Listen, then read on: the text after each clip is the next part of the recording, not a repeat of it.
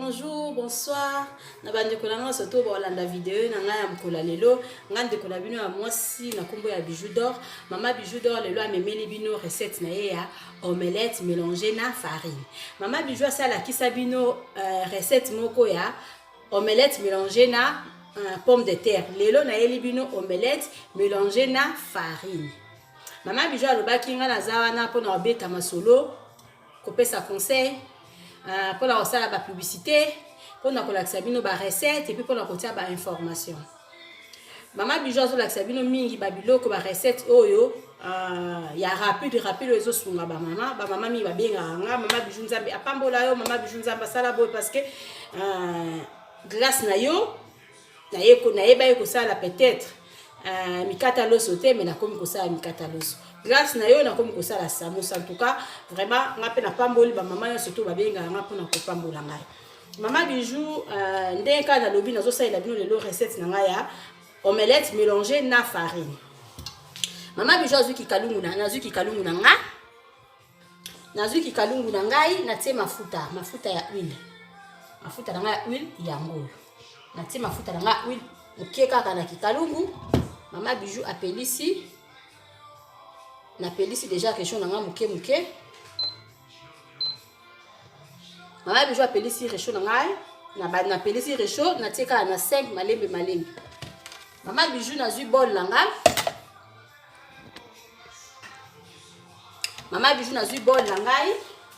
Farine na nga donc na zui 500 grammes.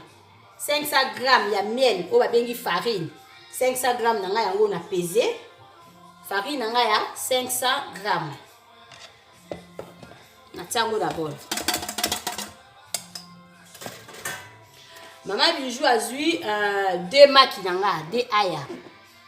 2 maki na nga yango.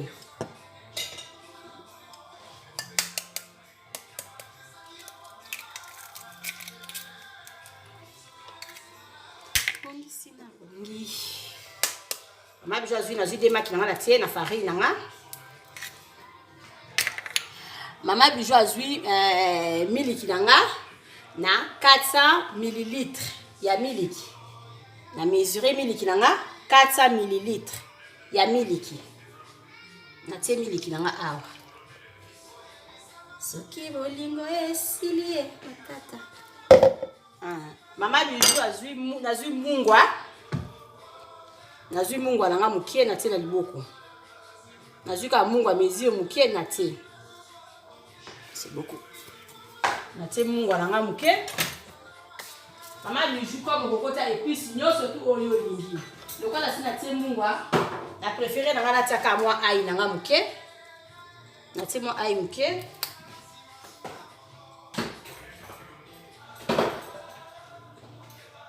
Na tie muscade. Na tie pe muscade na nga muke. Na tie muscade na nga. Maman Bijou a zui ndembi. Mutu yo soto ayebi ndembi yango. Na zui ndembi na nga na sukoli yango bien, na sukoli yango kitoko mike, na sukoli yango très bien na kati yango mike. Maman Bijou a zui ndembi na ye, na tie na katikati ya farine na nga oyo na tie maki na kati. Maman Bijou a zui ndembi, Maman Bijou a zui fromage râpé. Fromage râpé na nga yango oyo.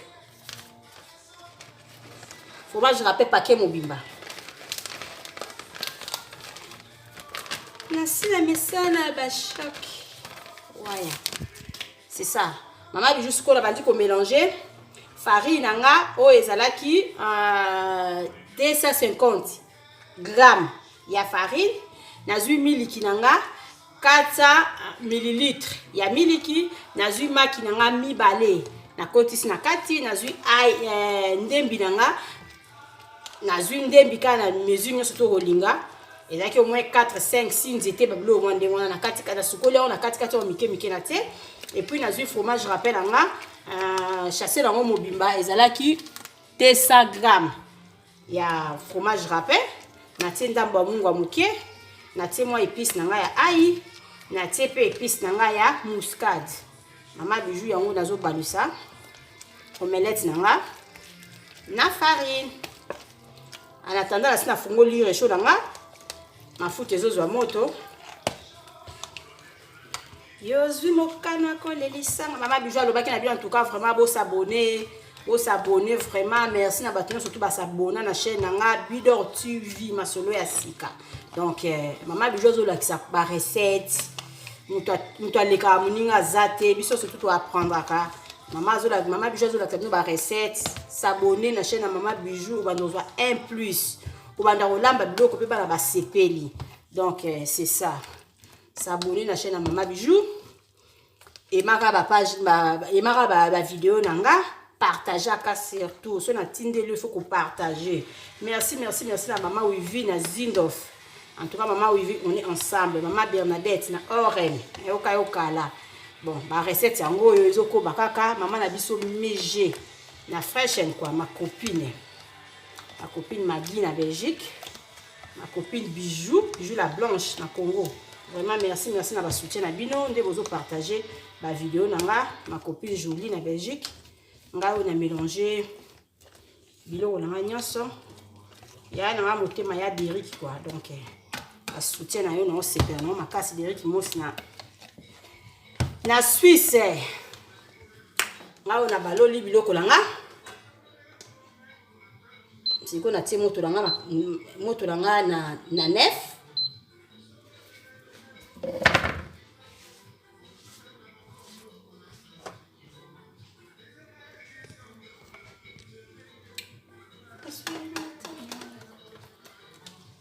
Ma Bijou lobi mikolo na sana lisolo mo nazo préparer ya mosinzo ezongelinga lisusu mosinzo en face mosinzo ebongaka za rata ya musika mosinzo siko ya en face o boyeba ye na bino depuis longtemps bana bayebani ay soni mama mosinzo en face. Donc kala mimité so nzamba lingi ata lelo na butu na lancer vidéo wana mosinzo en face ça 2 fois té matata. Donc naza beti déjà lisolo à mosinzo en face na beti déjà lisolo maintenant nous natango na YouTube té na beti déjà lisolo ya comment être sûr de toi-même. Donc il faut muto za sûr na yo.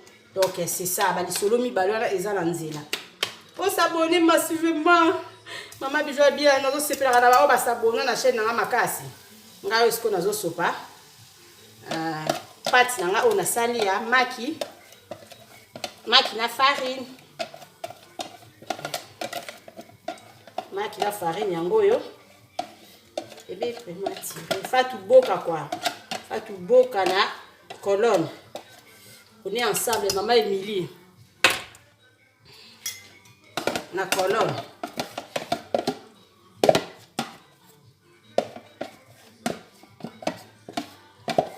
Donc maman Bijou zo la tête ndenge va la omelette mélanger na farine.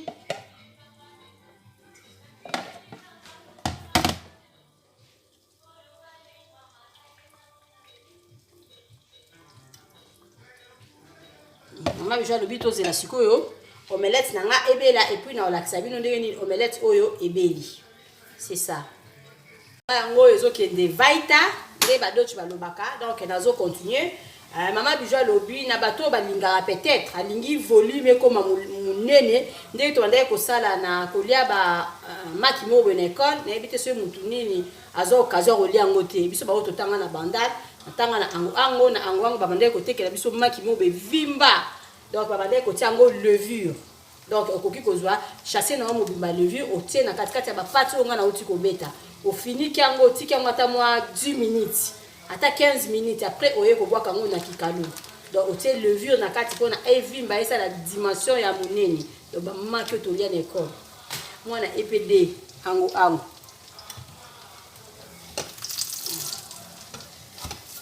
Donc voilà banda la tongo penza Maman Bijou quoi.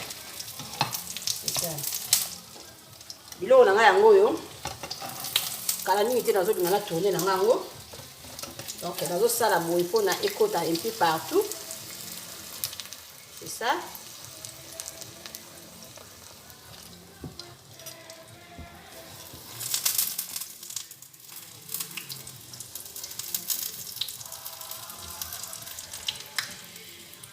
Maman déjà le but vraiment donc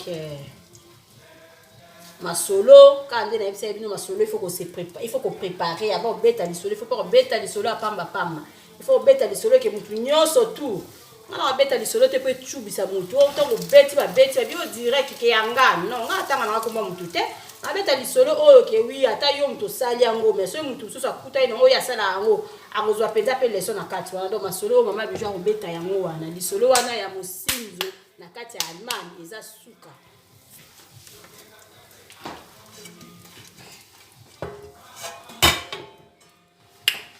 Pardon. Donc maman bijo suko na balola makinanga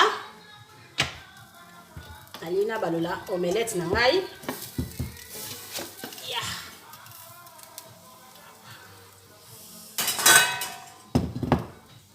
omelette na ngai yo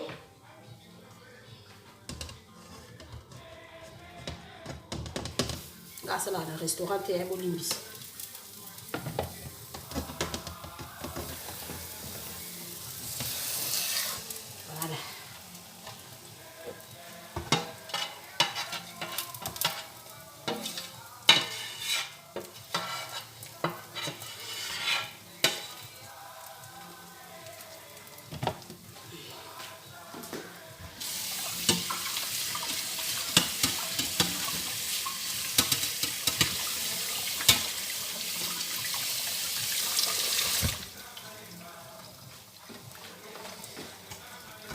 Maman bijo lobi le recette lelo eza vraiment eza makasité recette nangeza lango facile maki mélanger na farine donc soko lingi e vimba bakisi levure na kati otiki yango mwa muke epemi après oyeko kalingango donc maman bijo vraiment na lingi bino mingi nazo balola na laksa bino ndenge nini omelette na ebimi pardon na laksa bino ndenge omelette na ebeli.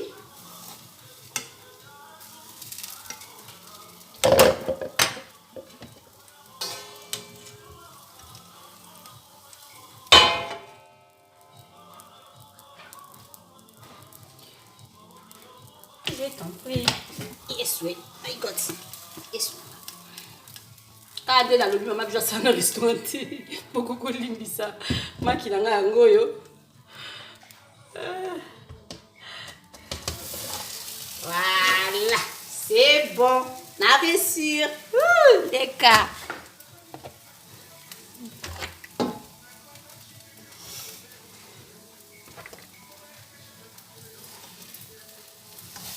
Makilanga ebeli nazo bongisa sani na bimisango comme ça na lakisa bino ndenge ni makilanga ekobima.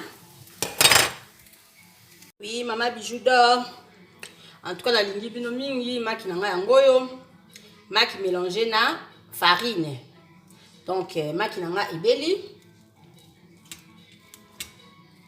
et puis farine yango ya pamba te na tiango 15 na kati donc na tiango fromage râpé na kati. C'est bon, là je vais faire un mbeli nango, mbeli à gâteau. C'est ça.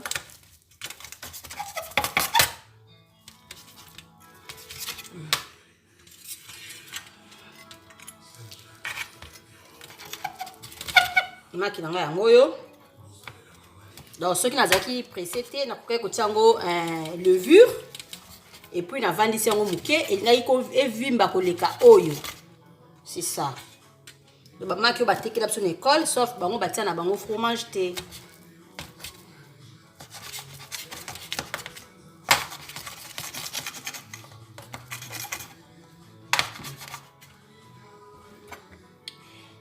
Je vais continuer. Waouh, maman biso le ba toujours ka waouh.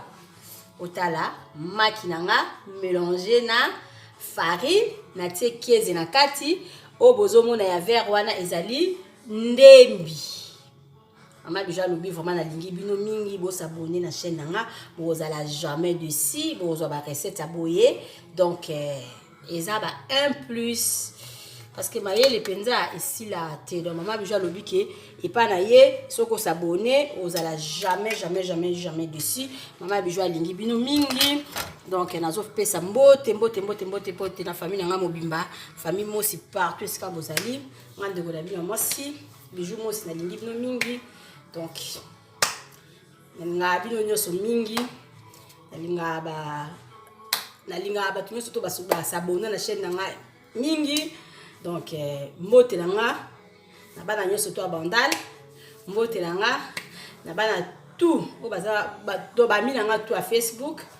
En tout cas, merci nande bozo komila mama bijou messenger nanga toujours za rotonda on a répondaka na répondre open na répondre te donc ça a jour on a répondre bino vraiment mama bijou na lingi bino mingi donc on est vraiment ensemble de na lubaka mama bijou lelo recette nanga yango yo na sali maki mélangé na farine na tie fromage na kati donc fromage râpé na kati et puis na tie ndembi mama bijou alingi bino mingi vraiment muto a s'abonner soki vidéo nange comme lelo pa na yo sala to s'abonner pour na ba 1+ na msala mama bijou bisou na lingi bino mingi.